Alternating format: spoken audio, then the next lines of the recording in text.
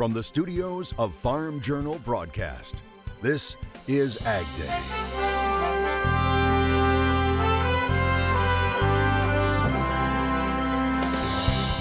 Coming up today on AgDay, a unique partnership is formed. I think a lot of times in reality is that a lot of farmers are weary of environmental groups just because of the name environmental. The benefits it may hold for farmers.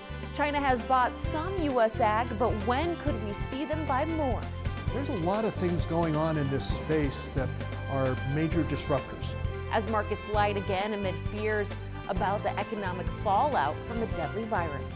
Fear and uncertainty drives the market. Good morning, I'm Betsy Gibbon. Clinton is on assignment. The roller coaster ride continues this week for stocks and commodities, with stocks falling sharply on Thursday, just a day after surging 4%, and commodities also dropping again. The market's fearful of the coronavirus and how much damage it could do to the economy. Here's what we know about the virus right now. Cases of it are increasing around the world. Dozens of countries are now banning travelers from South Korea as hundreds of new cases are reported there. Italy is shutting all schools for at least 10 days. Iran has thousands of confirmed cases and has the highest mortality rate outside of China. In the U.S., a school district north of Seattle is closing for up to 2 weeks due to coronavirus concerns. China says a visit by President Xi Jinping to Japan has been called off because both countries are focusing on combating the virus outbreak. The visit had been expected in April, but one expert we spoke with says the markets are simply exhausted by all of the talk surrounding the virus. I know I am, yeah, and I think they are too. When you look at the stock market, maybe we were due for a pullback anyway. I mean, I've been saying that for about 3 years. So maybe the coronavirus was just kind of the thing that started a general pullback in a strong bull market anyway. An $8.3 billion measure to help tackle the coronavirus outbreak was sent to the president for his signature after approval in the Senate. The Dairy Farmers of America announcing it is postponing its annual meeting in Kansas City later this month due to the coronavirus threat.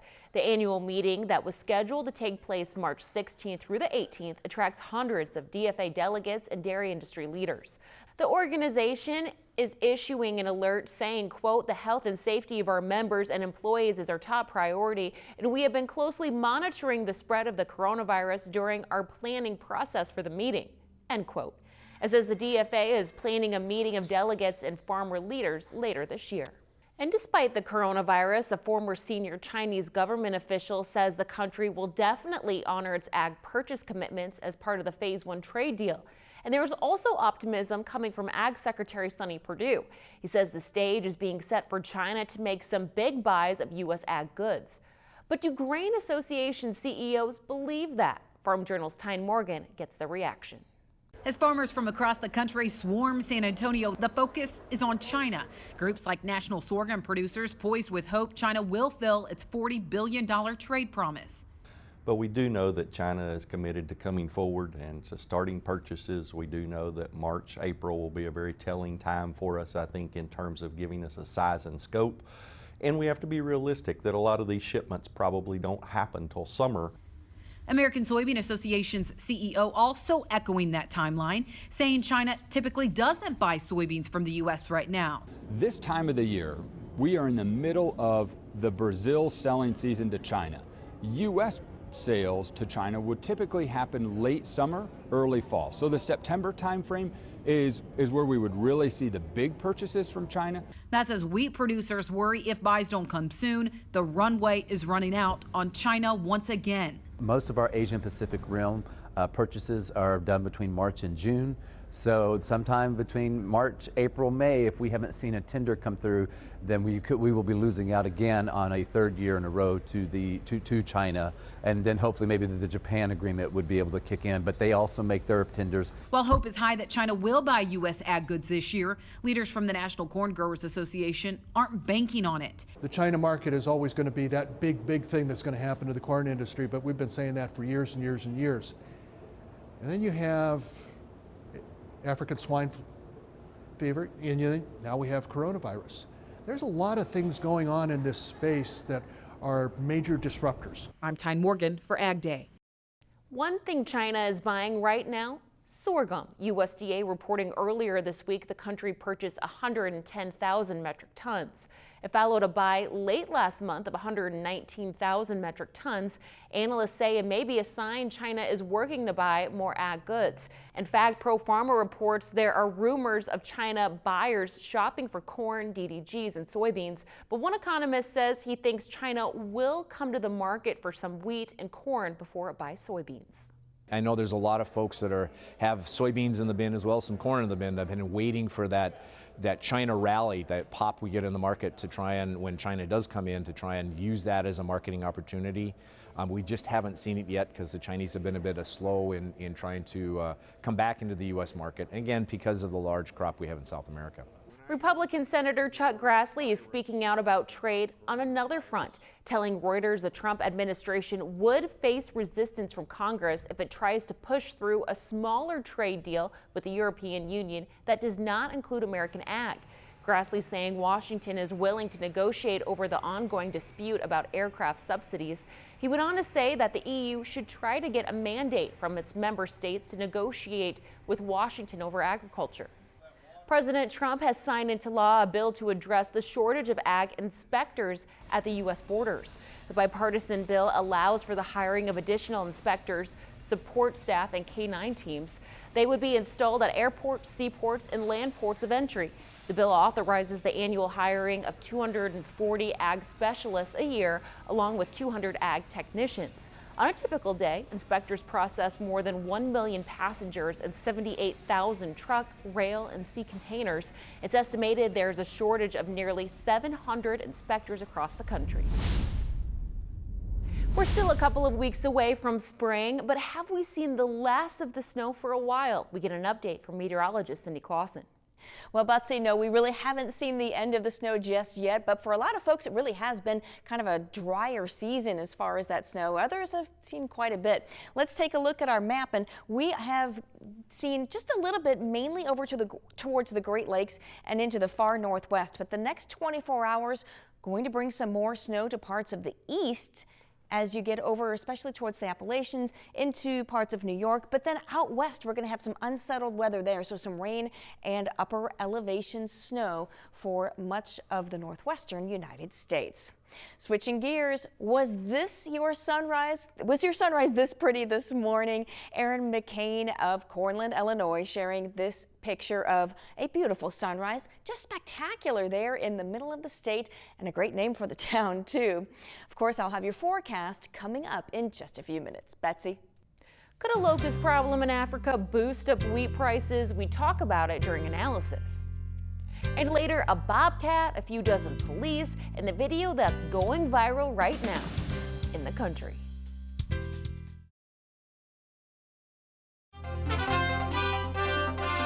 Soybeans erasing the gains from the last two sessions on Thursday, with coronavirus fears pulling down the market. We look ahead to the end of the week with the CME.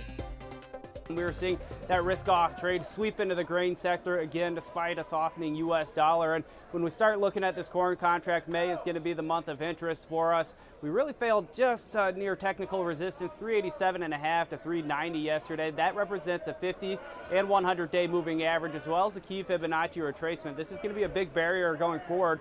And honestly, I'm not so sure that the bulls are going to have enough mustard to get out above here. We do have a USDA report right around the corner, so potentially that could spark something. If we do get out above there, that could trigger additional short covering. But from the fundamental standpoint and the technical standpoint, there's really not a whole lot to get excited about just yet. If we were to retreat towards 375, which is kind of where we broke out earlier this week, I think that would offer a little bit better value here in the very near term. If we're not able to defend 375, that does open the door for potential retest of contract lows, 365 3/4. So a couple different price points to keep on your eye on there as we head towards the last trading day of the week. This has been Oliver Slope with Blue Line Futures from the floor of the CME. USDA economists are forecasting wheat prices to potentially climb this year to $4.90. But something unusual could factor into that price. AgDay's Clinton Griffiths has more in analysis. Mark Gold with Top Third Ag Marketing, our guest here at Commodity Classic. Mark, let's talk about the wheat market, because at one point in the last couple of months, wheat was kind of a leader for us. It has been a leader. When you plant the fewest acres you've planted in 110 years, That tells you you've got some upside potential. The problem is the dollar's been so strong, it's really hit our export market terribly hard. The Russians keep selling and the Ukrainians keep selling wheat. But I think there is a corner to be turned here. And in the years I've been trading, I can't tell you how many times I've seen the wheat lead a good bull market in both corn and beans. Okay. And when I look at what's happening in Africa, nobody's really talking about this locust issue, but it is devastating a lot of the crops there. And those people are going to need to eat, and they're going to have to get some grain. Yeah. Now, maybe we give it to them, maybe we sell it to them, but at some point, the world's going to pay attention to that, and that can be one thing that can turn the market. The dollar's broken 2%. It's still a long way. You know, we need another 10% drop in the dollar to really stimulate some exports out here.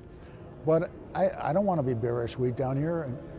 You know, if I was selling wheat for whatever reason, I'd buy back a call option, try to keep the upside open on it. Yeah. You talk a little bit about the dollar. Do you feel like we have a chance to move the dollar lower at this point, or is it too much coronavirus in the mix here? Well, Corona's certainly been the catalyst to take it from basically 99.75 down to 97 cents in here. That's been the catalyst. But sometimes, you know, markets turn for a reason, but then they continue to go, and it may not be related to coronavirus. Sometimes it's just a matter of money moving, and maybe we're moving out of the dollar into something else. Okay, all right, we'll keep an eye on it. Appreciate it as always, Mark. We'll be back with more Ag Day coming up here in just a couple minutes. For a special report on the grain markets, call toll-free at 877-TT-HEDGE. That's 877-884-3343.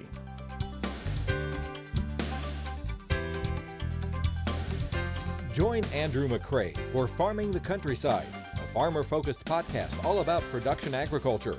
Brought to you by Pivot Bio Proven, the nitrogen-producing microbes that stay put, weather or not. Visit pivotbio.com.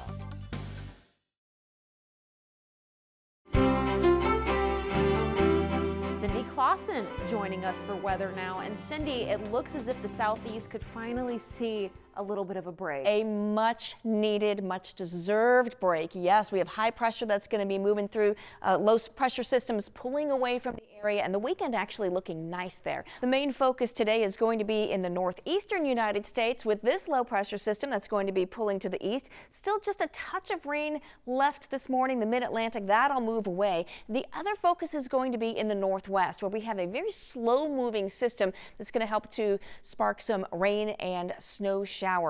High pressure, though, moving in the middle of the country, so a lot of the weekend is looking nice as that high pressure moves into the east and brings a little bit more sunshine and eventually some much warmer air. But it's going to be cool as we head through today and even tomorrow in the far northeast. Putting this into motion, you can see that low bringing some rain and snow as it moves to the east down into the mid-Atlantic. As we get into Friday night, we still have some snow left in parts of the mountains, those higher elevations of the Appalachians, but that starts to dwindle as we start to lose that connection with the low pressure and as high pressure starts to move in. We still see that unsettled weather in the Pacific Northwest, but a lot of the nation's midsection in the east will start to be on the dry side as we get into the weekend, as high pressure really dominates. And we'll really start to see those temperatures warming up again as well, especially as we get into later Saturday and into Sunday. But then Saturday evening looks like we see this low moving just a little further to the east, so continued unsettled weather in the northwest.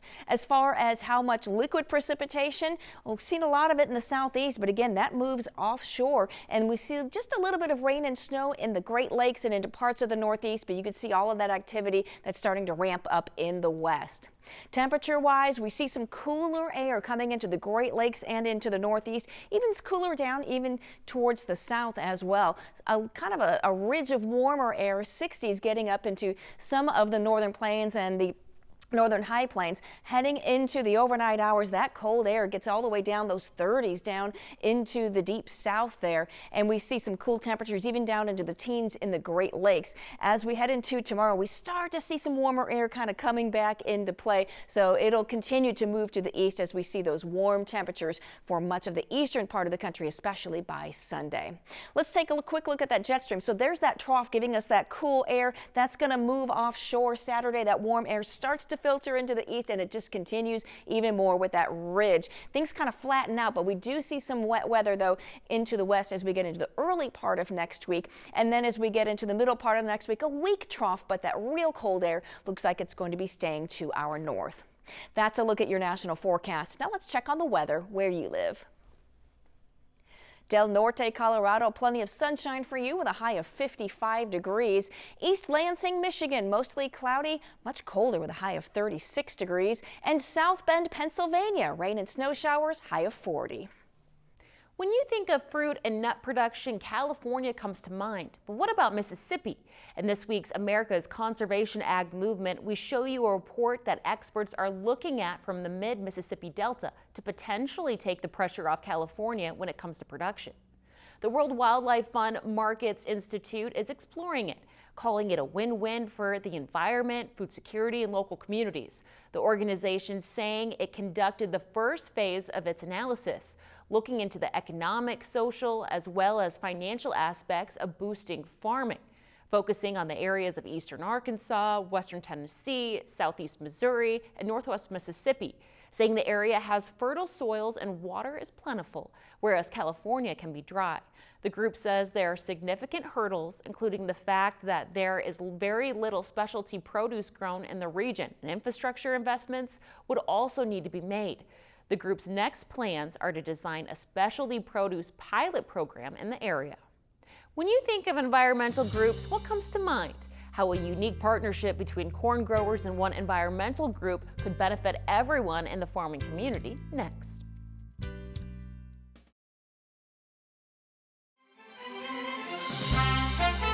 There's a new effort in the ag industry for corn farmers to accelerate stewardship practices. It's called the Success and Stewardship Network. It's a partnership with the National Corn Growers Association and the Environmental Defense Fund. The network will recognize corn farmers who continue their conservation efforts and encourage others to adopt them too with success stories. AgDay's Clinton Griffiths has a preview of the plan from San Antonio. Brandon, you farm out in Nebraska. Whenever you heard of this partnership, what was your first impression? You know, I think a lot of times in reality is that a lot of farmers, you know, are weary of environmental groups just because of the name environmental. But I think as we really researched and looked into it, it makes sense. You know, going on what Callie said, you know, there's a lot of things that we have the same goals on. And once we realize that, you know, this is a great partnership, I think farmers in general, you know, we know we try to be good stewards of the ground. We really work on environmental issues just as at our core, and so having these working relationships are really important to agriculture as a whole. Yeah, and Adam, you're there in Minnesota. I'll say in Minnesota too. Land of 10,000 lakes, headwaters in Mississippi. We see growing demographic of people that are removed from the farm. I think more than 60% of our population in Minnesota does not have a direct connection to the farm. We need to make that tent bigger and find those non-traditional partners, trusted partners that we can work with on common goals. Yeah, and whenever we start to talk about common goals, Callie, what's at the top of the list, do you think, of things that we can work on and have worked on and will continue to work on? Well, just what's already been said. We want to see good environmental stewardship.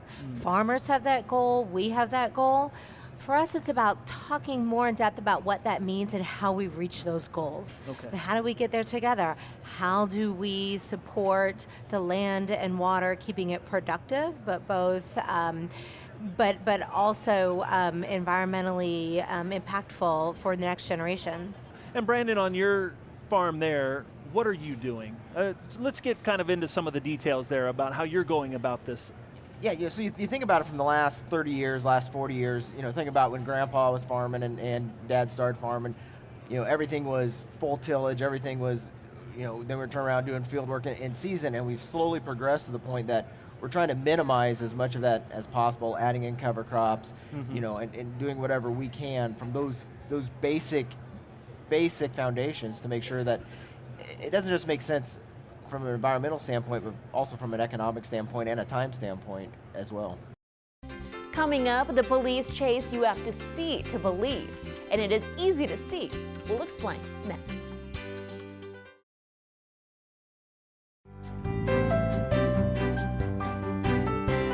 Well, it's an unusual chase caught on camera, and it's a hard one to miss for the fact it was so slow.